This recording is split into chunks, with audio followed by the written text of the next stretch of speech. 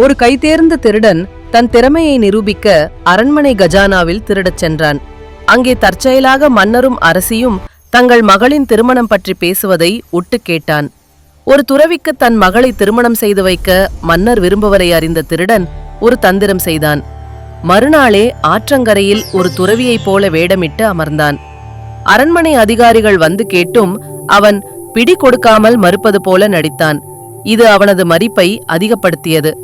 இறுதியில் மன்னரே நேரில் வந்து அவன் காலில் விழுந்து வேண்டினார். அப்போதுதான் அந்த திருடனுக்கு ஒரு பொறி தட்டியது.